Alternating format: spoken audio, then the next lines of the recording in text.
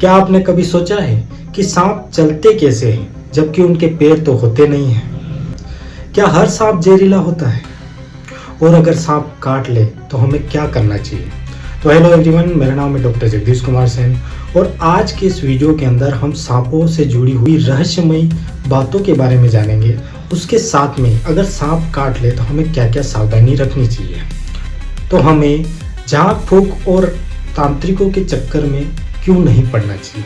तो आज की वीडियो में परत दर परत हम एक एक टॉपिक के बारे में विस्तार से बात करेंगे। तो वीडियो को अंत तक ज़रूर देखें क्योंकि जो इसका ट्रीटमेंट यानी इलाज वाला पार्ट है वो बहुत इम्पोर्टेंट है। सांपों को लेके बहुत सारी रहस्यमयी बातें हमारे आसपास चलती रहती हैं। तो चलिए बात करते हैं सांपों से जुड़ी हुई 15 रोचक बातें। नंबर 1, सांप बिना पैर के चलते हैं। इनके शरीर के अंदर मजबूत मांसपेशियां पाई जाती हैं, तो उसकी वजह से ये रेंग करके जमीन के ऊपर चलते हैं। नंबर 2, इनके कान नहीं होते हैं फिर भी ये सुन कैसे लेते हैं? तो आमतौर पे सांपों के कान बाहर नहीं होते हैं, लेकिन ये जमीन के अंदर जो होने वाले कंपन होते हैं उनकी ध्वनि को महसूस करके अपनी प्रतिक्रिया देते हैं। नंबर 3, सांप जीभ से सूंघते हैं। आमतौर पे सांप अपनी जीभ को बाहरी वातावरण में फैला करके शिकार की गंध से अपनी दिशा का और अपने शिकार दोनों का पता लगाते हैं। नंबर 4, हर सांप जहरीला नहीं होता है। दुनिया के अंदर लगभग 6000 प्रकार के सांप पाए जाते हैं, जिनमें से लगभग 600 प्रकार के सांप ही जहरीले होते हैं और उनमें से भी लगभग 300 प्रकार के सांप हमारे इंडिया के अंदर पाए जाते हैं। नंबर 5, भारत के अंदर लगभग 270 प्रकार के सांप पाए जाते हैं, जिसमें से सबसे जहरीले होते हैं कोबरा, करेत, रसल वाइपर, स्केल्ड वाइपर। छठा, सांप अपनी खाल खुद बदलते हैं। सांप साल भर के अंदर बहुत सी बार अपनी खाल यानी ऊपर की झिल्ली को बदलते हैं। काचली उतारना कहा जाता है।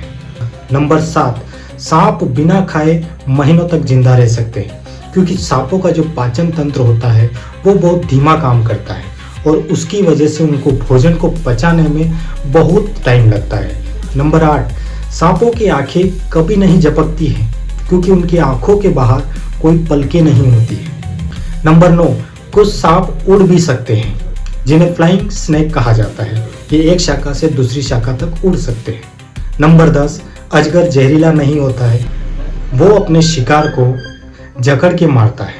नंबर 11, सांपों के दांत खोखले होते हैं।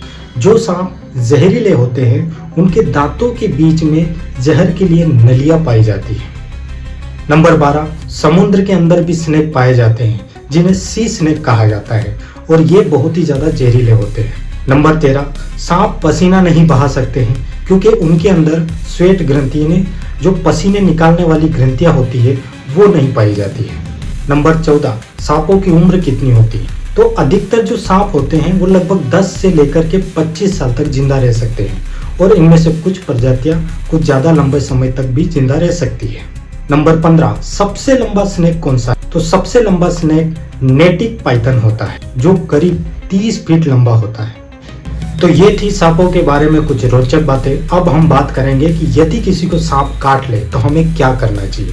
जिसको भी सांप ने काटा है उसे शांत रहने के लिए बोल दें क्योंकि जितनी ज्यादा वो हलचल करेगा उतना ही जल्दी उसके शरीर में जहर फैलेगा। जहां पर भी काटा है उस अंग को हमारे दिल की पोजीशन से उस अंग को नीचे रखना चाहिए। तीसरी बात, जितना जल्दी हो सके पेशेंट को हॉस्पिटल पहुंचाने की कोशिश करें क्योंकि वहां पर पेशेंट को एंटीवेनम लगा करके उसकी जान बचाई जा सकती है। लेकिन हमारे समाज के अंदर बहुत सी ऐसी गलत भ्रांतियां फैली हुई है कि सांप के काटने के बाद उसे तुरंत ही किसी झाड़ फूक वाले या फिर तांत्रिक के पास ले जाया जाता है।